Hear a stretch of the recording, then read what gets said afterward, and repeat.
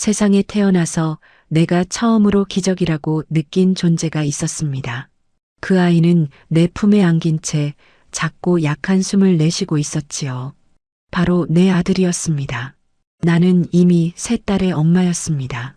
첫째를 낳았을 때도, 둘째를 낳았을 때도, 셋째를 낳았을 때도 분명히 행복했지만 시댁 어른들의 표정은 늘 썩 밝지 않았습니다. 딸만 셋이라니. 이번에는 꼭 아들이어야지. 그 말은 거의 주문처럼 내 귀에 꽂혀 살았습니다. 그래서 넷째를 임신했을 때부터 마음이 무거웠습니다. 혹시 또 딸이면 나를 어떻게 볼까? 남편도 말은 아끼면서도 속으로는 이번엔 아들이면 좋겠다는 마음이 보였지요. 그렇게 불안과 기대 속에서 10달을 버텼고 산통 끝에 내 품에 안긴 아이가 아들이라는 말을 들었을 때 나는 그 자리에서 울음을 터뜨렸습니다. 그날 이후 내 인생의 중심은 그 아이로 향했습니다. 아들은 너무 작고 약했습니다. 태어나자마자 인큐베이터에 들어갔고 며칠간은 혹시라도 숨이 멎을까 밤새 눈을 붙이지 못하고 병원 복도를 서성였습니다. 젖을 물리려고 해도 힘이 없어 제대로 빨지 못했고 하루에도 몇 번씩 고열로 응급실을 뛰어야 했습니다. 딸 셋을 키울 때도 힘들었지만 아들은 그 중에서도 유난히 내 품을 떠날 수 없는 아이였습니다. 남편은 그 시절 늘 일에 바빴습니다. 몸이 약한 건 어릴 때 다 그런 거야. 너무 호들갑 떨지 마. 그는 그렇게 말하며 나를 달래려 했지만 그 말이 나를 위로하기보다 더 불안하게 만들었습니다. 나는 내 아들이 언제라도 내 손을 놓고 떠날까봐 늘 한시도 눈을 뗄 수 없었습니다. 딸들이 어릴 때는 엄마의 품을 차지하려고 서로 다퉜지만 아들이 태어난 후부터는 그 경쟁이 끝났습니다. 내 품은 늘 아들의 것이었고 딸들은 그걸 잘 알고 있었습니다. 가끔은 둘째가 엄마는 동생만 예뻐하잖아. 하고 말하곤 했지만 나는 그저 웃어넘겼습니다. 그래도 막내잖니. 아직 어리잖아. 그 말 뒤에 숨어 있었던 건 죄책감이 아니라 스스로에게 하는 변명이었습니다. 아들은 어린 시절 내 그림자처럼 살았습니다. 어디를 가도 내 손을 꼭 잡고 한시라도 떨어지면 울음을 터뜨렸습니다. 감기만 걸려도 밤새 아이의 이마를 짚으며 잠을 설치던 밤이 얼마나 많았는지 모릅니다. 보약이 좋다는 소문이 들리면 빚을 내서라도 지어 먹였고 한약 냄새가 진동하던 부엌은 늘 나의 전쟁터였습니다. 내 삶은 온전히 아들을 위한 것이었습니다. 그렇게 아들은 조금씩 자라났습니다. 어린이집에 가던 날 나는 교문 앞에서 한참을 서 있었습니다. 다른 아이들은 금세 엄마의 손을 놓고 교실로 뛰어들어가는데 우리 아들은 울음을 터뜨리며 내 옷자락을 붙잡았습니다. 엄마, 나 혼자 있기 싫어요. 그 작은 손의 떨림이 아직도 내 손끝에 남아 있습니다. 나는 교사에게 인사를 하고 돌아서면서 차마 등을 보이지 못하고 몇 번이나 뒤를 돌아봤습니다. 그때부터였던 것 같습니다. 내 마음속에서 이 아이 없으면 나는 살 수 없다는 감정이 자라나기 시작한 것은 초등학교에 들어가서도 아들은 늘 약했습니다. 봄이 되면 알레르기 비염으로 코를 훌쩍였고 여름이면 감기에, 가을이면 편도염에, 겨울이면 독감에 걸려 병원 문턱을 닳도록 드나들었습니다. 학부모 면담을 가면 담임 선생님은 늘 같은 말을 했습니다. 참 착하고 성실한데 체력이 약해요. 그 말은 칭찬이 아니라 경고처럼 들렸습니다. 나는 더 집착하게 되었습니다. 매일 도시락 반찬에 인삼가루를 조금씩 넣었고 저녁엔 강제로 흑마늘즙을 먹였습니다. 아들은 엄마 이거 맛없어요 하며 인상을 찌푸렸지만 나는 그저 단호히 말했습니다. 몸에 좋은 건 다 써야 건강해지는 거야. 그게 내 사랑의 방식이었습니다. 딸들은 점점 엄마와 거리를 두기 시작했습니다. 집안이 좁았지만 내 시선은 늘 아들 쪽으로만 향했습니다. 그 아이가 학교에서 돌아오면 웃고 늦으면 불안했고 병원 예약표를 벽에 붙여두고 하루하루 체크하던 시절, 나의 세상은 오로지 그 아이의 안녕에 달려 있었습니다. 그 무렵부터 남편의 표정이 달라졌습니다. 아들을 향한 내 몰입이 심해질수록 그는 점점 대화가 줄어들었습니다. 당신, 딸들도 좀 챙겨. 얘들도 서운해. 그 말이 나에게는 무의미하게 들렸습니다. 그저 나는 이렇게 대답했지요. 이 아이는 다르잖아요. 약하니까. 그렇게 나는 내 안에서 정당화를 쌓아 올렸고, 그게 결국 가족 사이에 벽을 만들었는지도 모릅니다. 아들은 중학교에 들어갈 무렵 키가 또래보다 작고, 살도 없어 옷이 늘 헐렁했습니다. 체육 시간만 되면 교무실로 불려와 쉬어야 했고, 체육대회 날에는 늘 나만 운동장을 빙빙 돌며 교사들에게 우리 아이 무리하면 안 된다는 말을 되풀이했습니다. 그때마다 다른 학부모들이 나를 이상한 눈으로 봤지만 나는 부끄럽지 않았습니다. 내 아이를 지키는 일이 세상에서 가장 중요한 일이었으니까요. 어느 날은 아들이 울면서 집에 돌아왔습니다. 같은 반 친구들이 약골이라 놀렸다고 했습니다. 그날 밤 나는 아들을 꼭 안고 괜찮아. 너는 약한 게 아니라 착해서 그런 거야. 그렇게 위로했습니다. 그때의 아들은 내 품에 안긴 채 작게 대답했습니다. 엄마는 나 아프면 안 싫어요. 그 질문이 왜 그리 가슴을 저미게 했는지 모릅니다. 나는 그 아이를 더 세게 끌어안으며 말했습니다. 아니야, 엄마는 내가 세상에 있는 것만으로도 좋아. 그날 이후 나는 아이의 아픔을 두려워하면서도 그 아픔이 내 존재 이유인 듯 느끼기 시작했습니다. 고등학생이 된 아들은 여전히 잔병 치레를 했지만 성격은 유난히 조용하고 사려 깊었습니다. 친구가 적었지만 마음은 깊었고 늘 나를 먼저 챙기던 아이였습니다. 엄마, 오늘은 제가 국 끓였어요. 시험 기간에도 내 피곤한 얼굴을 보면 그렇게 말하며 부엌에서 달그락거리던 아이의 모습이 아직도 눈에 선합니다. 남편은 여전히 무뚝뚝했습니다. 딸들이 하나둘씩 시집을 가고 집에 남은 건 우리 셋뿐이었죠. 남편, 나 그리고 막내 아들. 식탁에 둘러앉아 저녁을 먹을 때면 남편은 신문을 넘기며 말했습니다. 너무 과보하지 마. 남자애는 강해야지. 그 말에 나는 늘 반박했습니다. 이 아이는 다르다니까요. 당신은 몰라요. 그 말이 반복될수록 우리 부부 사이엔 보이지 않는 거리가 더 넓어졌습니다. 그렇게 세월이 흘러 아들은 대학에 진학했습니다. 남들처럼 건강하진 않았지만 공부만큼은 누구보다 열심이었고 늘 목표가 뚜렷했습니다. 엄마, 나 취업해서 엄마랑 아빠 여행 보내드릴게요. 그 말이 내게는 약속처럼 들렸습니다.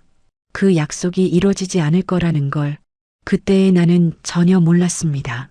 아들이 대학을 다니던 시절 나는 그 아이가 조금이라도 피곤해 보이면 당장 병원으로 달려가 검사를 받게 했습니다. 그러던 어느 날 의사가 내게 조용히 말했습니다. 어머님, 아드님은 몸이 약하지만 마음이 많이 단단한 아이네요. 그 말에 나는 눈시울이 붉어졌습니다. 그래, 내 아이는 단단한 마음을 가진 약한 몸의 아이였습니다. 졸업식 날 나는 눈물을 참을 수 없었습니다. 모자를 쓴 아들이 나에게 다가와 엄마, 나 이제 어른이에요. 라고 말했을 때 나는 그저 웃으며 대답했습니다. 그래, 이제 엄마 걱정 그만 시켜라. 하지만 마음 한켠에서는 이상한 불안이 올라왔습니다. 이제 아이가 내 품을 떠나는구나. 그때부터였을까요? 나는 아들이 어른이 된다는 사실이 기쁘면서도 두려웠습니다. 그 아이가 내 품을 떠나면 나는 무엇으로 살아야 할까? 아들이 대학을 졸업하던 해 나는 세상 누구보다도 든든한 마음이었습니다. 그동안 병치레가 잦아 늘 걱정이 앞섰는데 졸업식 날 아들이 학사모를 쓴 채 환하게 웃는 얼굴을 보았을 때 그 웃음 속에서 나는 이제야 조금 안심할 수 있을 것 같았습니다. 이 아이도 이제는 어른이 되었구나. 그 마음이 벅차올라 사진을 찍는 내 손이 떨렸습니다. 졸업식이 끝난 뒤 집으로 돌아와 한참을 졸업 앨범을 넘겨보았습니다. 하얀 셔츠를 입은 아들의 얼굴이 한 장 한 장마다 환하게 웃고 있었지요. 어린 시절 그토록 잔병 치레를 하던 아이가 이렇게 건강하게 커졌다는 게 그저 감사할 따름이었습니다. 그날 밤 나는 오랜만에 마음이 편히 잠들었습니다. 그 후로 몇 달이 지나 아들은 대기업까지는 아니지만 성실한 중견회사에 취직을 했습니다. 처음 출근하던 날 아침밥을 챙겨주며 나는 괜히 옷깃을 만지작거렸습니다. 넥타이를 매주는 손이 덜덜 떨렸고 아들은 괜찮아요. 엄마 이제 저 혼자 할 수 있어요. 그 말에 나는 웃으며 손을 놓았지만 그 말 한마디가 왜 그렇게 마음 한구석을 쓸쓸하게 만들었는지 모릅니다. 그날 이후로 집은 조금 더 조용해졌습니다. 아들이 출근하면 나는 멍하니 식탁에 앉아 그 아이가 먹던 밥그릇을 바라보다가 시간이 얼마나 흘렀는지도 모르게 하루를 보냈습니다. 퇴근 시간쯤이면 밥상을 다시 차려놓고 기다렸지만 아들은 종종 늦게 들어왔습니다. 엄마, 요즘 회사 일 배우느라 조금 바빠요. 그 말이 서운하면서도 자랑스러웠습니다. 그 아이가 이제는 세상 속에서 스스로 자리를 찾아가고 있다는 게 그저 기적처럼 느껴졌습니다. 시간이 흐르면서 아들은 회사 생활에 점점 익숙해졌습니다. 퇴근 후에도 일에 대해 이야기할 때면 그 표정 속에 자신감이 조금씩 자라나는 게 보였습니다. 나는 그 모습을 바라보며 안도의 숨을 쉬었습니다. 어릴 때 그토록 약하던 아이가 이제는 한 사람의 사회인으로 서 있다는 사실이 내 인생의 보람처럼 느껴졌습니다. 하지만 그 무렵부터 이상하게도 내 마음 어딘가에서 설명할 수 없는 불안이 고개를 들었습니다. 아들이 점점 바빠질수록 나와의 대화는 짧아졌습니다. 식탁에 마주 앉아 밥을 먹어도 그의 시선은 휴대전화에 머물러 있었습니다. 누군가와 메시지를 주고받는 듯한 눈빛이 자주 보였고 나는 괜히 마음이 쓰였습니다. 그러던 어느 날 저녁이었습니다. 아들이 평소보다 일찍 퇴근에 들어왔습니다. 양손엔 작은 케이크 상자와 꽃 한 다발이 들려 있었지요. 그 모습이 낯설었습니다. 늘 지쳐서 들어오던 아이가 그날따라 표정이 밝았으니까요. 식탁에 앉은 그는 조심스럽게 말을 꺼냈습니다. 엄마, 저 소개해드리고 싶은 사람이 있어요. 그 한마디, 그게 바로 내 인생에서 가장 길게 들린 말이었습니다. 순간 공기가 멈춘 듯 했습니다. 아들의 입술에서 나온 그 한 문장은 어릴 적부터 내 품에서만 자라던 아이가 이제는 누군가에게 마음을 내어주었다는 신호였습니다. 나는 웃으려 애썼지만 손끝이 떨렸습니다. 그래, 어떤 아이야? 그렇게 묻는 내 목소리는 내 귀에도 낯설었습니다. 기뻐해야 할 일인데 이상하게 마음이 불편했습니다. 그날 밤 잠을 청하려 해도 눈이 쉽게 감기지 않았습니다. 어릴 때 감기에 걸려 내 품에 기대던 그 아이가 이제는 누군가의 품으로 가버린다는 생각이 가슴을 쿡쿡 찔렀습니다. 며칠 뒤 약속한 날이 되었습니다. 아들이 데려온 여자는 생각보다 조용하고 단정한 아이였습니다. 검은색 원피스를 입고 고개를 숙이며 인사하던 그 모습은 예의 바르고 겸손해 보였지요. 처음엔 낯설었지만 그 아이가 웃을 때마다 눈가에 살짝 지는 보조개가 왠지 모르게 마음을 놓이게 만들었습니다. 아들이 저런 아이를 좋아할 만하다는 생각이 들기도 했습니다. 식탁에 마주 앉아 이런저런 이야기를 나누었습니다. 그녀는 말수가 적었고 아들은 자주 대신 대답했습니다. 그 모습을 보며 나는 속으로 미소를 지었습니다. 이 아이가 이제는 누군가를 보호할 수 있는 사람이 되었구나. 그 생각이 들자 가슴이 뭉클했습니다. 하지만 식사가 끝나갈 무렵 그 아이의 손등 위에 아들의 손이 살짝 얹혀졌습니다. 그 짧은 동작 하나가 이상하게도 내 마음을 요동치게 했습니다. 내가 평생 아껴 키운 손, 내가 수없이 닦아주고 붙잡았던 손이 이제는 다른 사람의 손 위에 머물러 있었습니다. 그 사실이 그렇게 낯설고 아팠습니다. 그날 밤 아들은 방으로 들어가면서 말했습니다. 엄마, 저 진심이에요.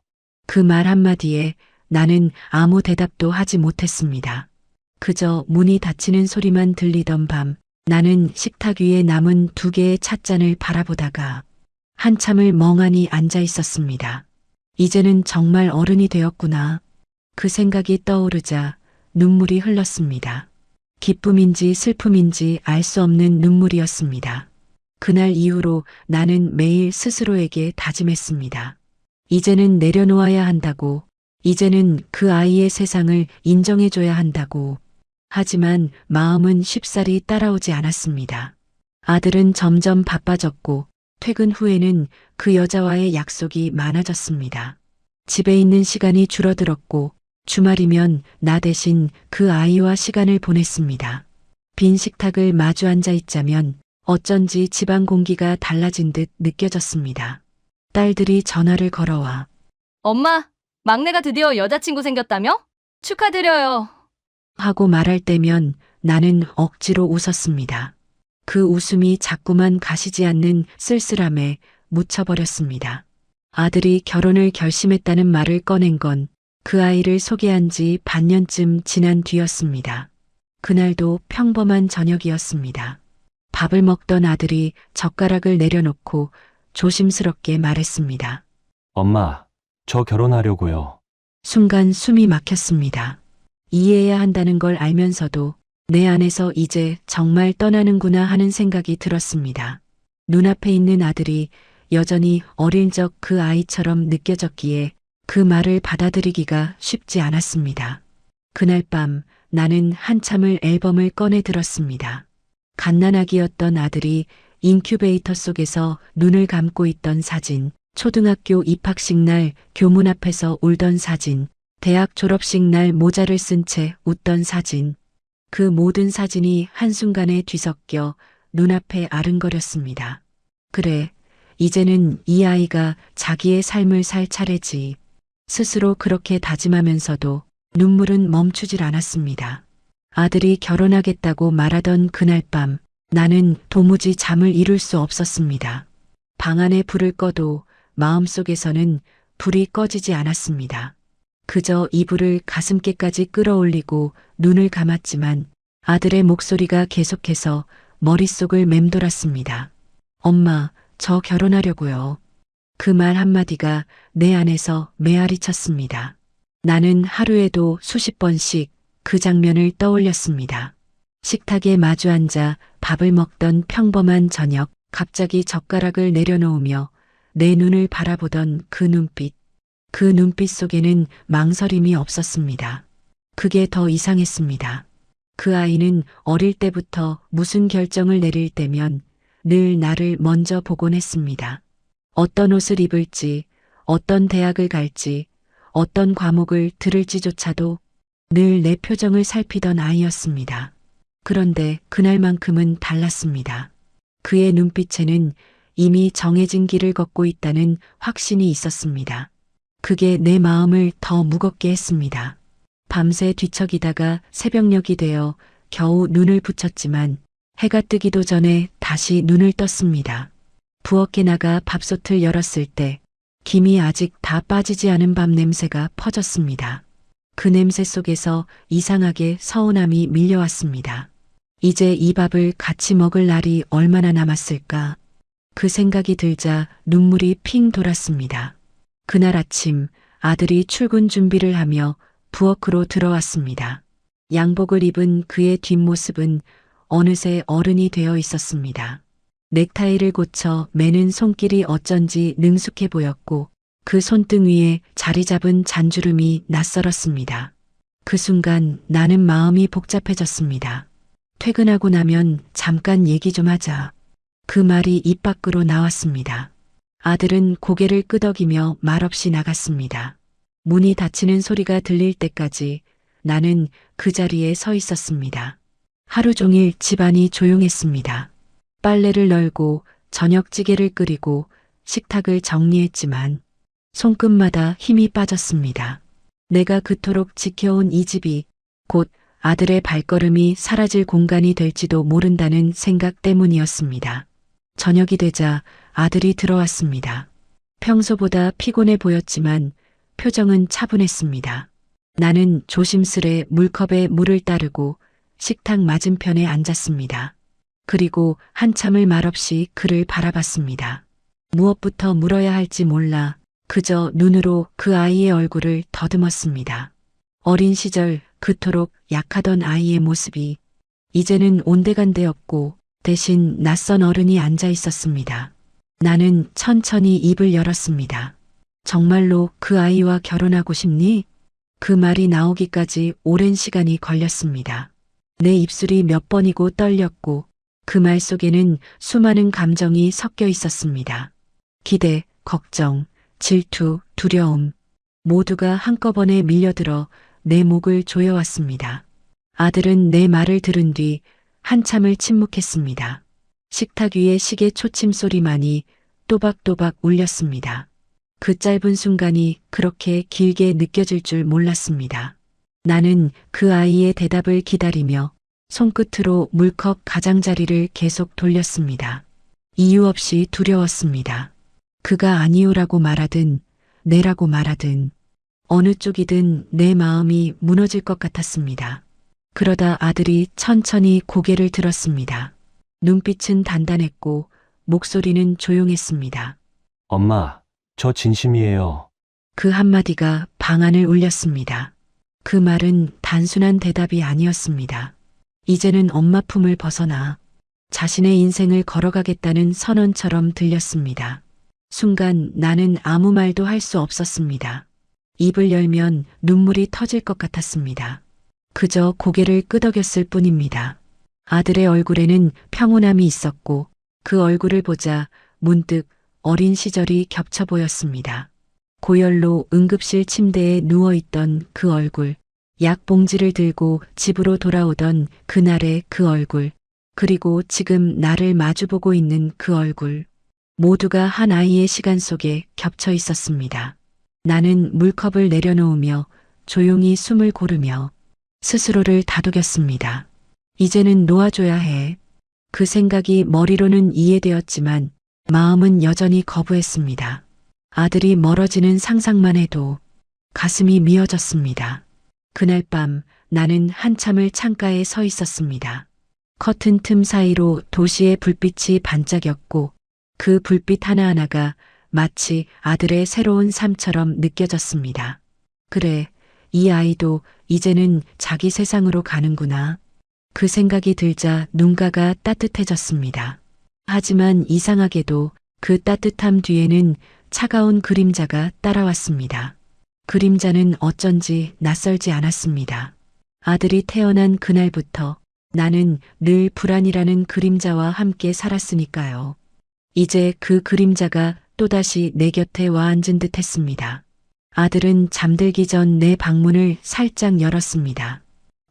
엄마, 내일 그 아이랑 인사하러 올게요. 그 말이 들리고 문이 닫히자 방 안에는 오래된 시계 초침 소리만 남았습니다. 나는 이불을 끌어안고 한참을 눈을 감았습니다. 그날 밤 내 마음 한켠에서 무언가가 천천히 내려앉는 소리가 들렸습니다. 마치 긴 세월 동안 품어왔던 엄마의 세상이 조용히 접히는 소리 같았습니다. 며칠이 지나도 마음은 좀처럼 가라앉지 않았습니다. 아들이 진심이라고 말하던 그날 이후 집안의 공기는 어느새 달라져 있었습니다. 아침마다 식탁에 마주 앉아도 예전처럼 장난스럽게 웃던 아들의 얼굴은 조금씩 차분해졌습니다. 이제는 나와 눈을 마주칠 때마다 무언의 부탁이 담긴 눈빛을 건넸습니다. 나는 그 눈빛을 외면할 수 없었습니다. 그 아이를 품에 안고 살던 세월이 너무 길었기에 이제는 그 아이가 나를 설득하지 않아도 그 마음이 어떤지 이미 다 읽히고 있었습니다. 결국 나는 스스로에게 질문을 던졌습니다. 정말 이 아이의 행복을 바란다면 내가 해야 할 일은 붙잡는 게 아니라 보내주는 게 아닐까? 그날 오후 햇살이 거실로 길게 비치던 시간에 나는 아들을 불렀습니다.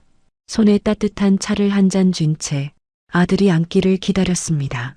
그 아이는 묵묵히 내 앞에 앉았고 나는 한참을 아무 말 없이 그 얼굴을 바라봤습니다.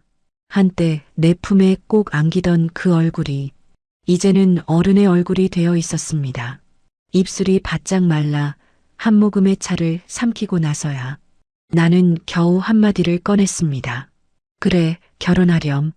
그 말이 내 입에서 나오는 순간 세상이 잠시 멈춘 듯 했습니다. 내가 말했는데 내가 들으며 울고 있었습니다. 그 한마디 안에는 수많은 세월이 녹아 있었습니다. 밤새 아이의 열을 식히던 날들, 무릎에 앉혀 머리를 쓰다듬던 기억, 학교 앞에서 하염없이 기다리던 오후들, 그 모든 순간이 그 한마디 속으로 스며들어 사라졌습니다. 아들은 나를 향해 미소를 지었습니다. 그 웃음은 기쁨보다 감사에 가까웠습니다. 그 눈빛 하나로도 충분히 알 수 있었습니다. 이 아이는 이제 정말 자신의 인생을 시작하려는구나. 나는 고개를 끄덕이며 눈가를 훔쳤습니다. 그날 이후 결혼 준비는 빠르게 진행되었습니다. 아들은 주말마다 예비 신부와 만나 예식장과 신혼집을 알아보았습니다. 며느리가 될 그 아이는 여전히 조심스럽고 단정했습니다. 명절 때처럼 정갈한 옷차림으로 집을 찾아와 꾸벅 인사를 하고 어색한 웃음을 지었습니다. 그 모습이 나쁘지 않았습니다. 하지만 마음속 깊은 곳에서는 이상하게도 긴장감이 사라지지 않았습니다. 남편은 묵묵히 모든 걸 지켜보았습니다. 이제 우리 아들도 다 컸네. 그는 그렇게 말하며 신문을 넘겼지만 그 목소리에는 미묘한 씁쓸함이 묻어 있었습니다. 딸들이 시집을 갈 때와는 다른 공기가 우리 부부 사이에 떠돌았습니다. 아들을 보내는 일은 그저 한 사람을 떠나보내는 게 아니라 내 안의 세월 일부를 떼어내는 일이었습니다. 결혼식 날짜가 정해졌습니다. 봄이 시작되는 4월, 벚꽃이 막 피기 시작하던 때였습니다. 아들은 웨딩 초대장을 내밀며 말했습니다. 엄마, 이날이에요. 나는 초대장을 받아들었지만 그 작은 종이 한 장이 그렇게 무겁게 느껴질 줄 몰랐습니다. 그 안에 아들의 이름과 이제 내 가족이 될 또 다른 이름이 나란히 적혀 있었습니다. 그 두 글자 사이에 내가 설 자리는 더 이상 없다는 생각이 스쳤습니다. 결혼식 날이 다가오자 집안은 분주했습니다. 딸들이 내려와 도와주었고 친척들이 하나둘 전화를 걸어 축하 인사를 건넸습니다. 나는 표정 하나 흐트러지지 않으려 애썼습니다. 그래, 축하해야지. 좋은 날이잖아. 그 말을 하면서도 내 가슴 속에서는 무언가가 조용히 꺼져가는 느낌이 들었습니다. 결혼식 당일 아침 햇살이 맑게 내리던 그날의 공기는 유난히 차분했습니다. 예식장 거울 앞에서 아들의 넥타이를 매주던 순간 손끝이 자꾸 떨렸습니다. 그 아이는 웃으며 내 어깨를 두드렸습니다. 그 웃음이 마치 어린 시절 첫 운동의 날 내게 손 흔들던 그 얼굴 같았습니다. 식장으로 향하는 차 안에서 나는 창밖을 바라보았습니다. 도심의 가로수마다 흩날리는 벚꽃잎이 마치 세월의 흔적처럼 차창에 부딪혀 흘러내렸습니다. 그 장면이 그렇게 슬프고도 아름다웠습니다. 결혼식장은 사람들로 가득했습니다. 양가 부모 인사가 끝나고 아들이 입장할 순간이 다가왔습니다. 하얀 장미꽃길 위를 걸어오는 아들과 며느리의 모습은 그림처럼 아름다웠습니다. 하객들의 박수가 터져 나올 때 나는 그 소리가 멀게 들렸습니다. 시간이 느리게 흐르는 것 같았습니다. 그 모든 장면이 내 눈앞에서 한 겹 한 겹 벗겨지듯 펼쳐졌습니다. 아들이 단상 위에서 신부의 손을 잡고 서 있을 때 나는 비로소 그 사실을 실감했습니다. 이제 저 손은 내 것이 아니구나. 내가 붙잡아왔던 세월이 이제 다른 사람의 삶 속으로 건너가고 있구나. 그 순간 내 눈가가 뜨겁게 젖어들었습니다. 주례사의 말이 들리고 축가가 울려 퍼질 때 나는 그저 조용히 고개를 숙였습니다. 눈물이 떨어질까봐 입술을 꼭 깨물었습니다. 하지만 마지막으로 신랑이 신부에게 고개를 숙이며 인사할 때 그제야 마음이 무너져 내렸습니다. 그건 슬픔이 아니라 너무 오랜 사랑의 끝이었습니다. 식이 끝난 뒤 아들이 하객들과 인사를 나누는 동안 나는 잠시 홀 구석으로 걸어 나왔습니다. 창밖으로 봄 햇살이 쏟아지고 있었습니다.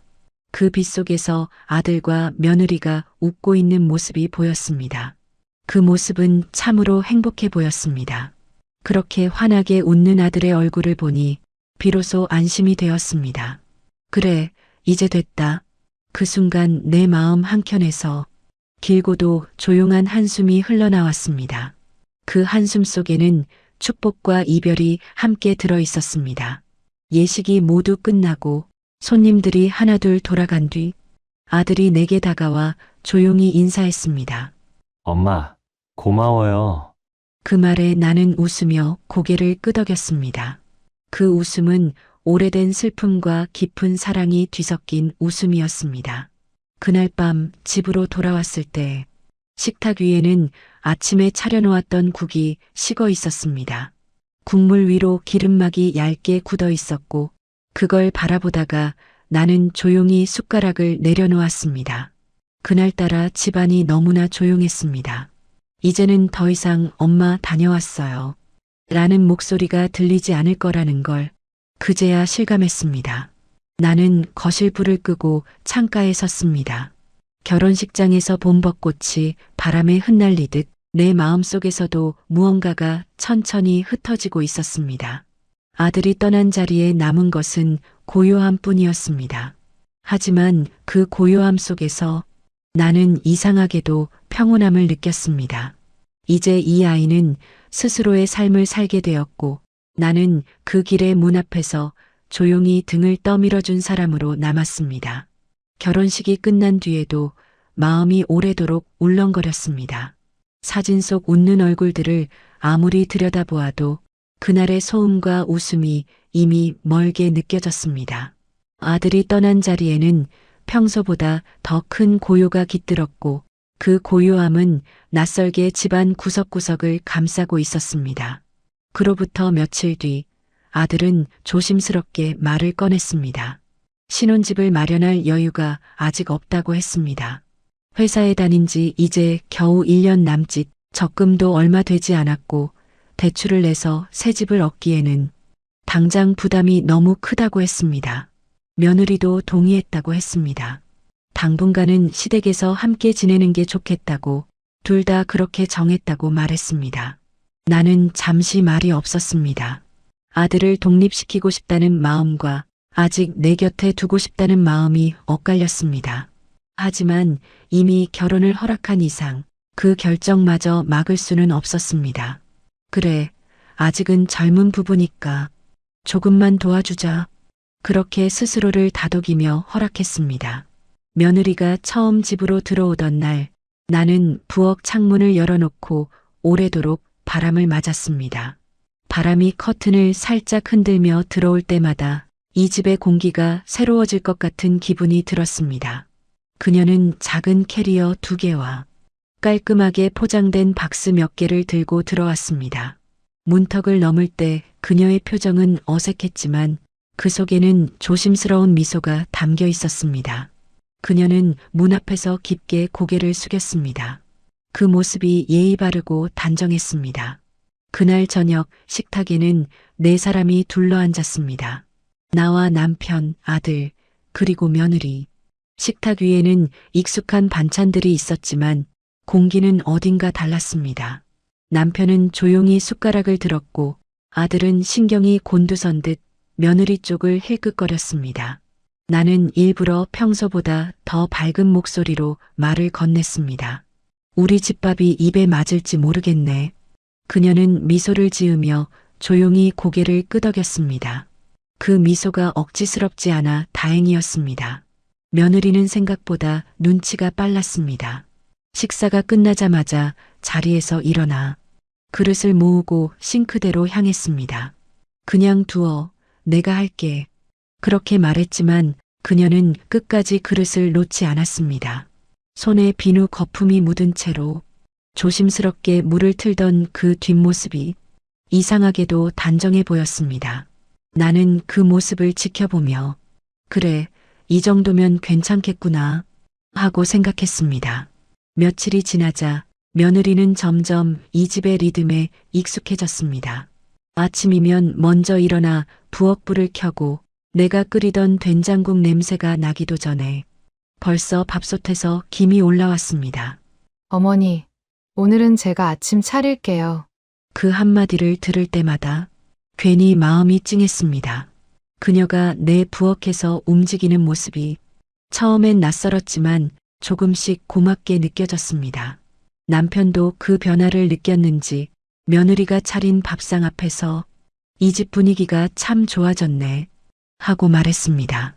그 말에 나도 모르게 웃음이 났습니다. 오랜만에 집안에 누군가의 젊은 숨결이 들어온 듯 했습니다. 며느리는 성격이 조용했고 불필요한 말을 하지 않았습니다. 내가 부엌에서 장을 정리하면 그녀는 바로 옆에서 쓰레기 봉투를 준비했습니다. 빨래를 널면 그녀는 젖은 손수건을 하나씩 펴서 다시 정돈했습니다.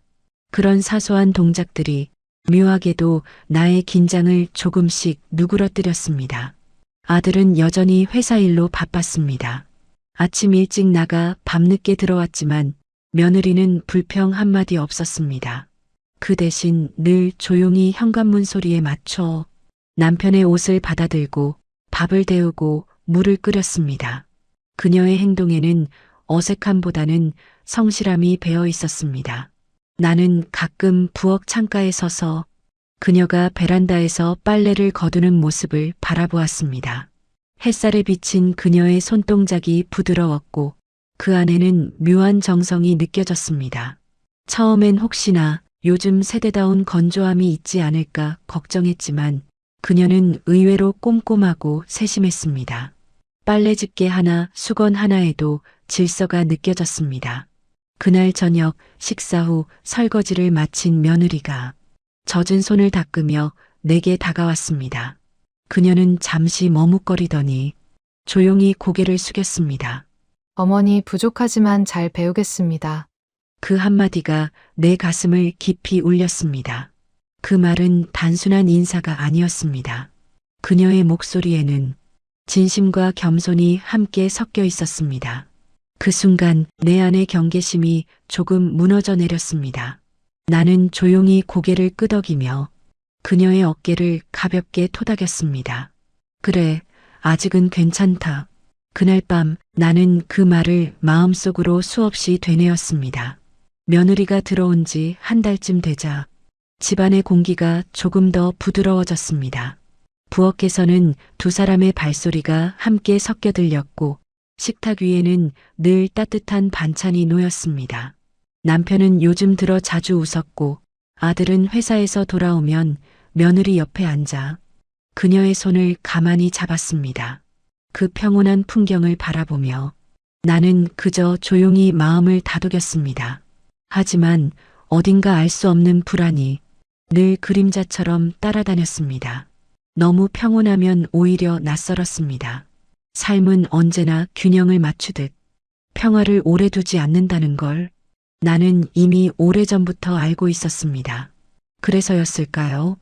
그날따라 부엌에 앉아 며느리의 등을 바라보는데 문득 이상한 예감이 스쳤습니다.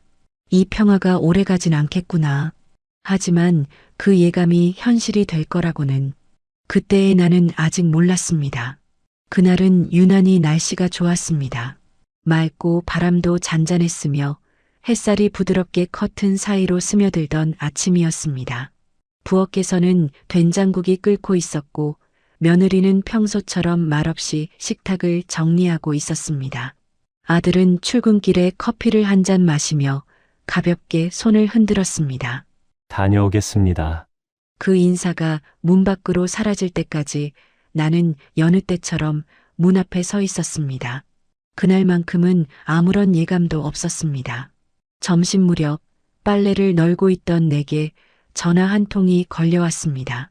전화기 화면에 뜬 번호는 낯설었습니다. 처음엔 스팸 전화인 줄 알고 잠시 망설였습니다. 하지만 그 짧은 망설임 끝에 통화 버튼을 누른 순간 내 손끝이 얼어붙었습니다. 박성훈 씨, 어머니 되시죠? 아드님이 회사에서 쓰러지셔서 지금 응급실로 옮겼습니다. 그 한 문장은 머릿속으로 제대로 들어오지 않았습니다. 귀가 멍해졌고 세상의 소리가 모두 멀어졌습니다. 빨래집게가 손에서 떨어져 마당에 구르는 소리가 들렸습니다. 그 소리가 그렇게 크게 울릴 줄 몰랐습니다. 무슨 말씀이세요? 우리 아들이요? 입에서 나온 말은 내 목소리 같지 않았습니다. 그러나 수화기 너머에서는 차분하고 반복적인 설명이 이어졌습니다. 지금 세연병원 응급실로 이송 중입니다. 몸이 저절로 움직였습니다. 정신이 반쯤 나간 채로 현관으로 뛰어들어가 신발을 아무렇게나 신었습니다.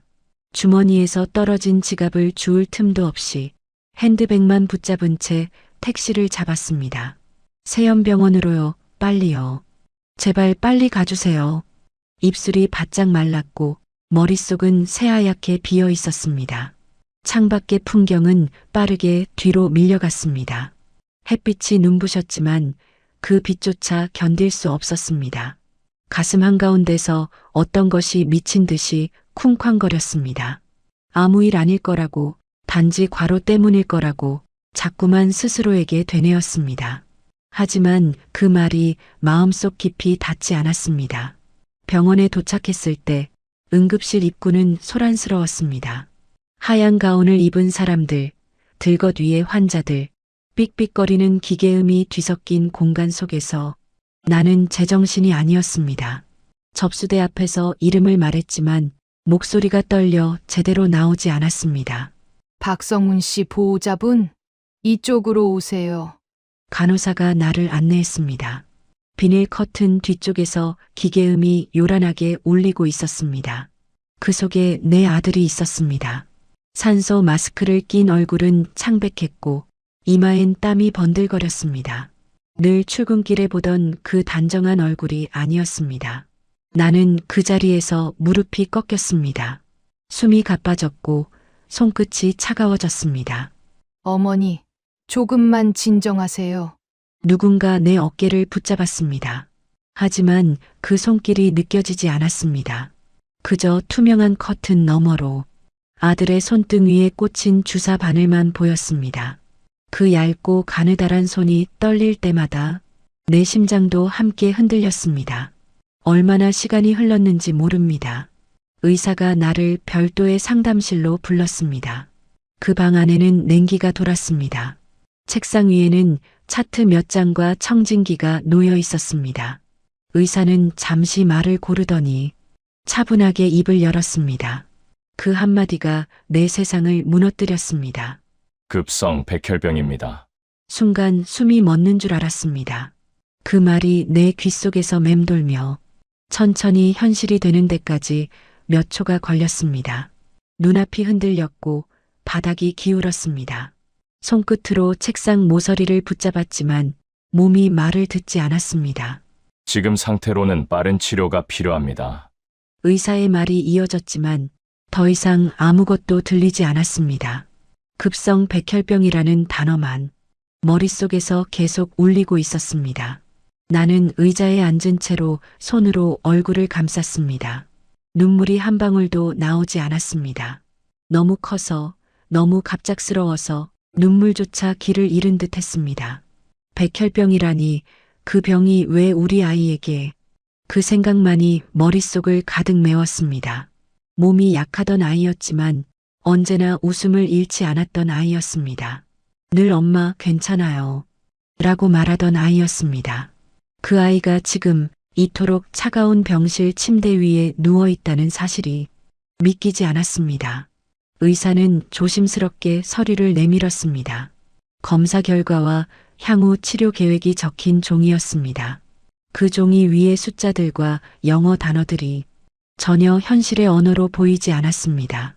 마치 누군가의 꿈속 문장을 읽는 것 같았습니다. 나는 자리에서 일어나 병실로 돌아왔습니다. 커튼을 젖히자 아들이 여전히 누워 있었습니다. 그의 얼굴은 어릴 적처럼 고요했습니다. 산소 마스크 속으로 들숨과 날숨이 가늘게 이어졌습니다. 그 숨소리가 내 세상의 전부였습니다. 손을 내밀어 아들의 손을 잡았습니다.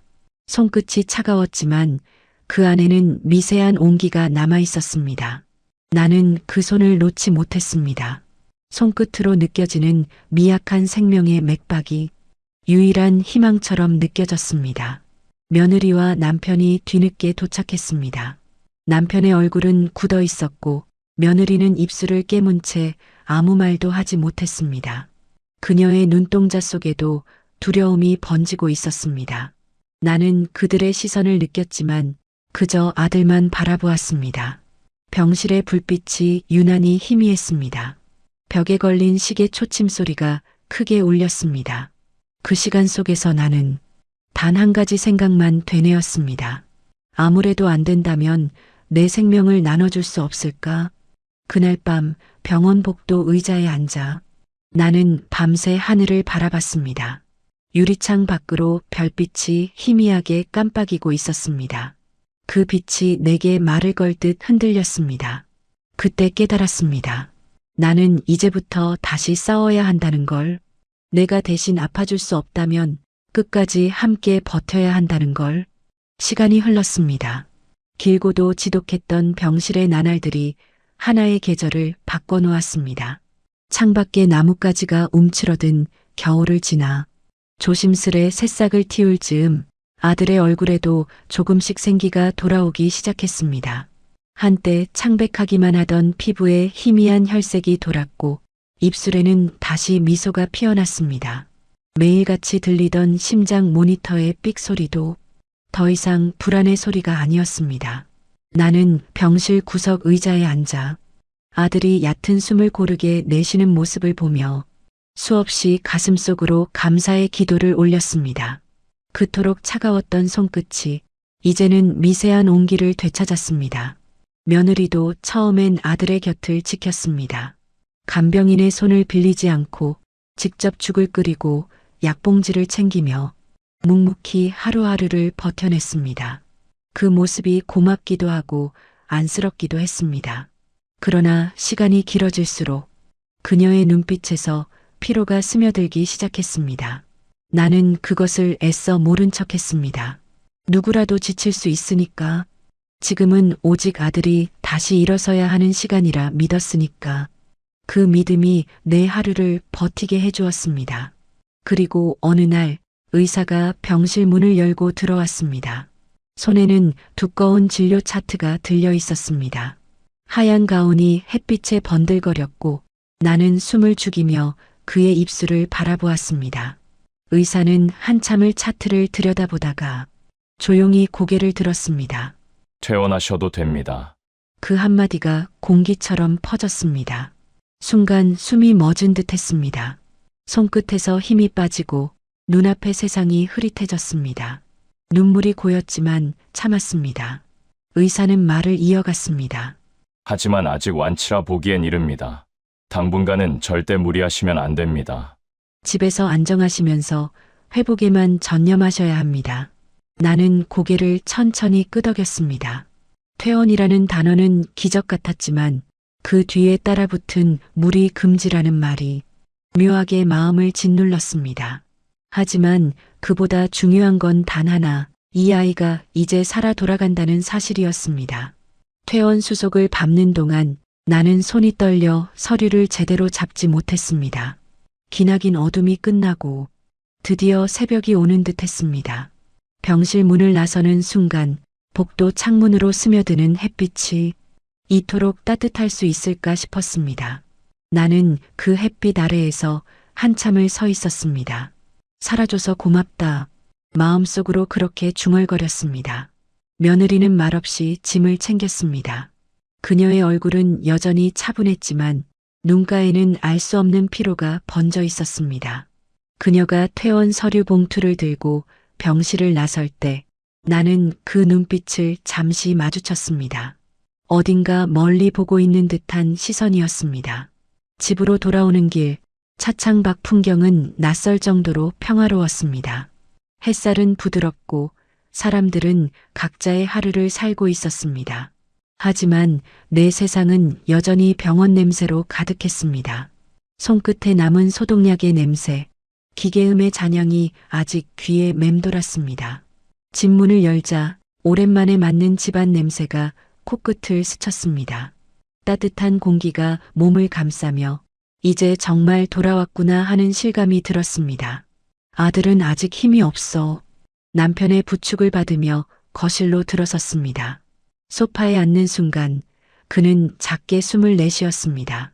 그 숨소리가 그렇게 소중할 수 없었습니다. 그래, 여기까지 잘 버텼어. 나는 속으로 그렇게 말하며 아들의 머리를 조심스레 쓰다듬었습니다. 한때는 그토록 약하던 아이가 이만큼 다시 일어섰다는 사실이 가슴 깊이 벅차올랐습니다. 그러나 그 기쁨은 길게 머물지 못했습니다. 아들이 방으로 들어가고 난 뒤 며느리의 표정이 스쳐 보였습니다.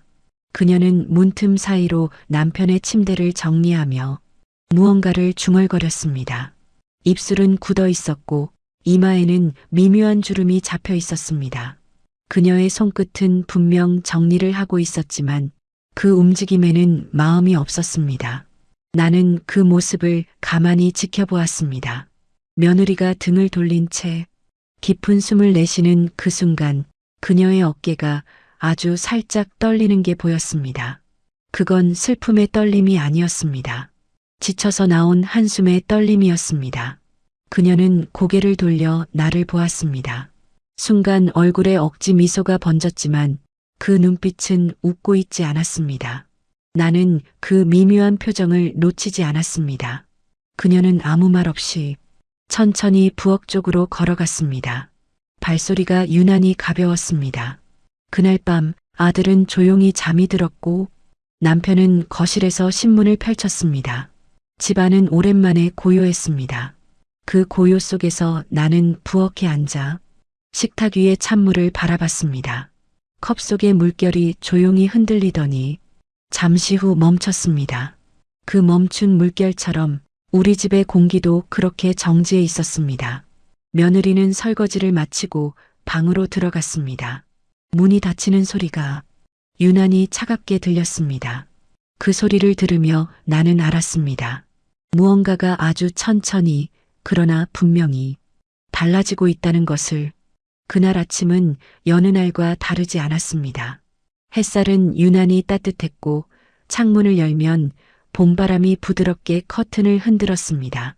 나는 부엌에서 아들의 죽을 끓이고 있었고 며느리는 방 안에서 조용히 책을 넘기는 소리가 들렸습니다. 남편은 신문을 펼쳐들고 집안은 오랜만에 평화로웠습니다. 아들은 여전히 침대에서 회복 중이었지만 며칠 전부터는 얼굴빛이 한결 좋아 보였습니다. 약 기운이 덜해졌는지 식사량도 조금 늘었고 그의 목소리에도 힘이 조금씩 돌아오고 있었습니다. 그 모습을 보며 나는 이제 정말 괜찮아지겠구나 싶었습니다. 점심 무렵 부엌에서 찬물을 끓이던 그때였습니다. 방 안쪽에서 갑자기 날카로운 비명소리가 들렸습니다. 그 소리는 짧았지만 집 전체를 흔들 만큼 절박했습니다. 손에 들고 있던 주전자가 바닥에 떨어졌고 뜨거운 물이 발목에 쏟아졌지만 아무 감각이 없었습니다. 나는 그 소리만 따라 달려갔습니다. 방문을 열었을 때 공기가 달라져 있었습니다. 묘하게 정지된 공간, 숨조차 막히는 침묵이 가득했습니다. 며느리는 바닥에 주저앉아 울고 있었고 침대 위에 아들은 고요히 누워 있었습니다. 이불이 반쯤 흘러내려 있었고 그의 얼굴은 고요하고 차분했습니다. 하지만 너무 조용했습니다. 그 침묵이 너무 완벽했습니다. 나는 그 자리에서 걸음을 멈췄습니다. 심장이 찢어지는 듯 했습니다. 몸이 제멋대로 흔들렸습니다. 안 돼. 입술 사이에서 그 말이 새어나왔습니다. 나는 그대로 침대 곁으로 달려가 아들의 손을 붙잡았습니다. 차가웠습니다. 손끝에 닿은 온기가 느껴지지 않았습니다. 그 순간 모든 것이 무너져 내렸습니다. 호흡이 없습니다. 뒤따라 들어온 구급대원의 목소리가 방 안에 울렸습니다. 그 한마디가 내 세상을 무너뜨렸습니다. 그 말이 들리는 순간 나는 비명을 지르지도 못했습니다. 그저 그 자리에 주저앉아 몸을 떨었습니다. 머릿속이 하얘지고 세상이 멀어졌습니다. 어디선가 사람들의 발소리가 들리고 누군가가 내 어깨를 붙잡았지만 모든 소리가 멀리서 나는 것처럼 희미했습니다. 눈앞이 점점 어두워졌습니다. 그리고 나는 그대로 쓰러졌습니다. 얼마나 시간이 흘렀을까?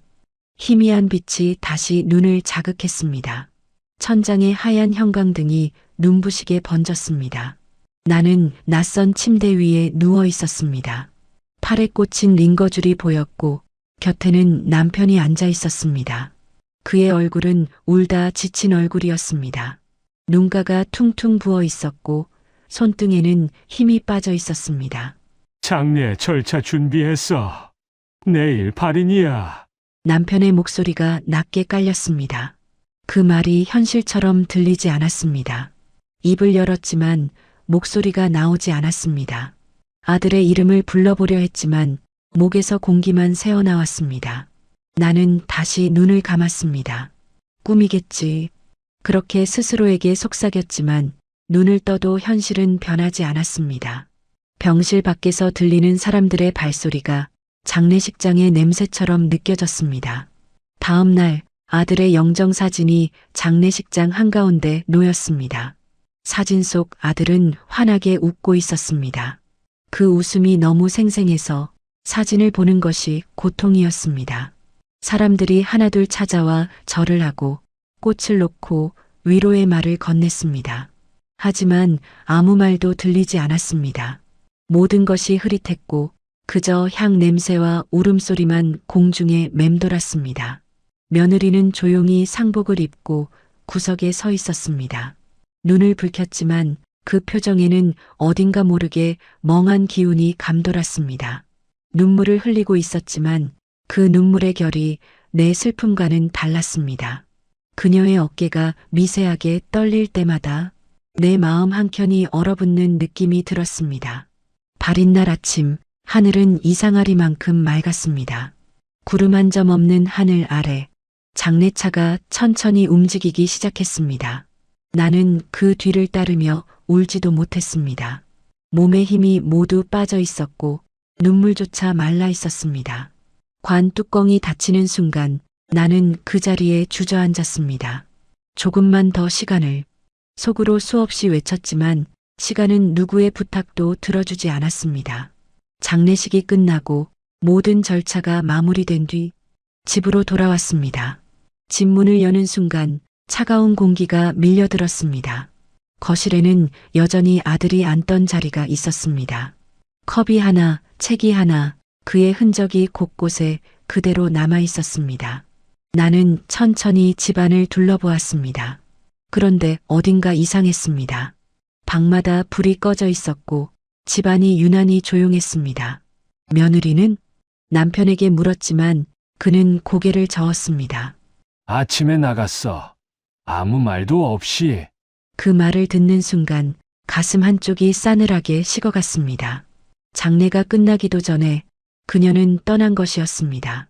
나는 문가에 서서 한참을 멍하니 섰습니다. 하루 전까지만 해도 그녀가 정리하던 부엌, 그녀가 접던 수건이 그대로 남아 있었습니다.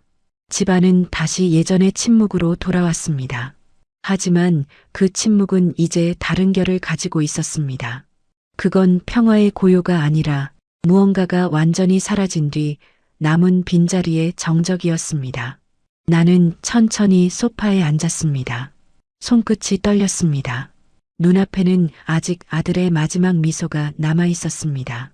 그 웃음이 점점 멀어지고 내 세상의 빛도 함께 꺼져갔습니다. 그날 밤 나는 다시는 잠들지 못했습니다. 세상은 멈춘 듯 조용했고 오직 내 가슴 속에서만 그 아이의 이름이 끝없이 울리고 있었습니다. 아들이 떠난 지 2달이 지났을 무렵 세상은 여전히 그대로였지만 내 세상은 이미 모든 색을 잃고 있었습니다. 하루하루가 길고도 무겁게 흘렀습니다. 아들이 누워있던 방은 그대로 두었습니다. 이불도 베개도 그가 마지막으로 쓰던 컵 하나조차 움직이지 않았습니다. 그저 그 자리에 그대로 남겨두는 것이 그 아이를 아직 보내지 않은 것 같아 마음이 놓였으니까요. 남편은 말을 줄였고 집안의 시계 초침 소리만 유난히 크게 들렸습니다. 밤이 되면 창밖 가로등 불빛이 벽에 길게 드리워졌습니다. 그 불빛 아래서 나는 자주 멍하니 앉아 있었습니다. 아들이 문을 열고 들어올 것만 같은 환상이 습관처럼 떠올랐습니다. 그런 어느 날 전화 한 통이 걸려왔습니다. 익숙하지 않은 번호였지만 묘하게 익숙한 기운이 느껴졌습니다. 수화기 너머에서 들린 목소리는 내가 한때 가족이라 불렀던 사람이었습니다. 며느리였습니다. 그녀의 목소리는 차분했습니다. 눈물도 떨림도 없었습니다. 저 재혼하려고요. 그 말 한마디가 공기처럼 퍼지더니 내 가슴 속으로 파고들었습니다. 순간 숨이 막혔습니다. 말이 나오지 않았습니다. 그녀는 덧붙였습니다. 새로운 사람이 생겼어요. 이번엔 저도 제 인생 살고 싶어요. 그 말이 끝나기도 전에 전화는 끊겼습니다. 수화기 너머엔 아무 소리도 남지 않았습니다. 그날 밤 나는 한참을 그 자리에 앉아 있었습니다. 심장이 천천히 식는 기분이었습니다. 눈물조차 나지 않았습니다. 그녀의 말이 믿기지 않았습니다. 아들이 떠난 지 겨우 2달. 아직 제사상에 올릴 향도 식지 않았는데 그녀는 다른 사람과의 새 인생을 말하고 있었습니다. 그 후로 그녀는 완전히 사라졌습니다. 전화도 소식도 발자취도 없었습니다. 마치 한 번도 이 집에 살지 않았던 사람처럼 그녀의 흔적은 빠르게 지워졌습니다. 그녀가 정리하던 찬장 속 그릇들, 접어두던 수건 하나하나가 그대로 남아 있었지만 그 안에는 온기가 없었습니다. 그렇게 1년이 흘렀습니다.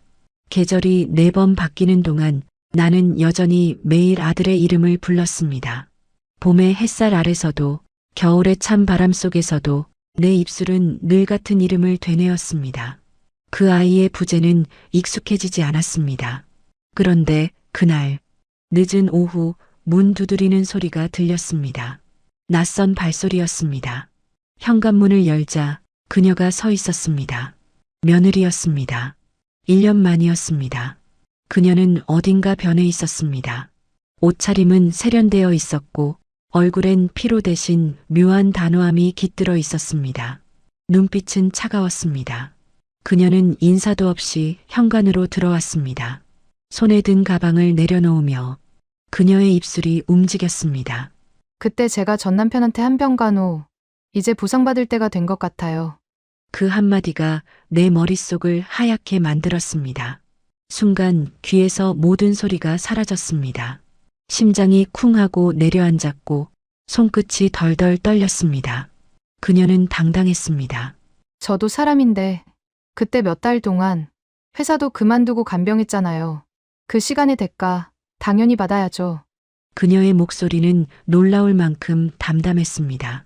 그 담담함이 오히려 더 무섭게 들렸습니다. 나는 그 자리에 서서 그녀의 얼굴을 똑바로 바라보았습니다. 한때 아들을 걱정하며 함께 울던 얼굴이었는데 이제는 전혀 다른 사람이 서 있었습니다. 그녀의 눈빛에는 미안함도 슬픔도 없었습니다. 오로지 계산된 확신만이 자리하고 있었습니다. 가슴속에서 뭔가가 터져나왔습니다. 머리끝까지 피가 몰렸고 손끝이 뜨겁게 달아올랐습니다. 나는 그대로 다가가 그녀의 멱살을 움켜쥐었습니다. 몸이 저절로 움직였습니다. 이성이 끊긴 채 입술이 떨렸습니다. 내가 그럴 자격이 있다고 생각하니? 목소리는 내 것이 아니었습니다. 분노와 절망이 섞여 있었고 오랜 슬픔이 한꺼번에 폭발한 듯 했습니다. 아들이 죽자마자 다른 남자 품으로 간 주제에 이제 와서 돈을 달라고? 그녀는 놀란 듯 몸을 움찔했지만 이내 나를 똑바로 쳐다봤습니다. 그 눈빛이 오히려 나를 더 자극했습니다. 나는 이성을 완전히 잃고 그녀를 현관 쪽으로 밀쳤습니다. 몸이 벽에 부딪히며 떨어지는 소리가 났습니다. 그녀는 그대로 바닥에 넘어졌습니다. 한순간 정적이 흘렀습니다. 집안 공기가 싸늘하게 식어갔습니다. 며느리는 몸을 일으켜 서더니 나를 향해 짧게 눈을 흘겼습니다. 그 눈빛에는 두려움보다도 분노와 경멸이 섞여 있었습니다. 그녀는 아무 말 없이 현관문을 열고 그대로 달아났습니다. 문이 닫히는 소리가 쾅 하고 울렸습니다. 나는 그대로 현관 바닥에 주저앉았습니다. 손끝이 떨렸고 숨이 거칠게 몰아쉬어졌습니다. 눈앞이 흐릿했습니다. 방 안에는 아직 아들의 향이 남아 있었습니다. 그 향기 위로 며느리가 남긴 냉랭한 기운이 섞여 있었습니다. 이게 정말 내 인생이 맞나? 그 말이 속으로 새어나왔습니다. 시간이 멈춘 듯 했습니다. 아들이 떠난 자리, 사랑이 사라진 집, 그리고 남은 건 공허뿐이었습니다. 그날 밤 나는 한참을 현관 바닥에 앉아 있었습니다. 불을 켜지 않은 거실은 어둡고 조용했습니다. 창밖으로 바람이 스며들며 커튼을 흔들었습니다. 그 소리가 마치 아들의 목소리처럼 들렸습니다. 나는 고개를 숙였고 그제야 눈물이 터져 나왔습니다. 그 눈물에는 분노도 슬픔도 원망도 모두 뒤섞여 있었습니다. 그날 이후로 집안의 공기는 조금씩 달라졌습니다. 며느리가 떠난 뒤 남은 흔적은 거의 없었지만 그녀의 발소리, 그날의 문 닫히는 소리만은 아직 내 귀에 남아 있었습니다. 거실벽에 걸린 시계는 여전히 같은 속도로 시간을 쪼개고 있었고 식탁 위의 화분은 어느새 새 잎을 틔우고 있었습니다. 세상은 멈추지 않았습니다. 단지 내 안의 시간이 멈춰 있었을 뿐이었습니다. 아들의 방문은 여전히 닫혀 있었습니다. 가끔 문고리를 잡아보곤 했습니다. 차가운 금속의 감촉이 손끝에 닿을 때마다 그 아이의 체온이 느껴질 것 같았습니다. 하지만 문을 열 용기가 나지 않았습니다. 그 안에는 아직 그의 냄새가, 그의 숨결이, 그의 시간이 남아 있었으니까요. 밤이 오면 방 안에 불을 끄고 조용히 창가에 앉았습니다. 커튼 사이로 스며드는 달빛 아래 나는 늘 그 아이에게 말을 걸었습니다. 오늘은 좀 따뜻했어. 내가 좋아하던 봄이야. 이제는 감기 걸리지 말고 잘 지내야 해. 대답은 돌아오지 않았지만 이상하게도 그 말을 건넬 때마다 가슴속의 바위가 조금씩 가벼워지는 기분이 들었습니다.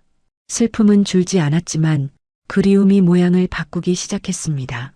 이제는 아픔이 아니라 그 아이가 내 안에 여전히 살아있음을 증명하는 감정이 되었습니다.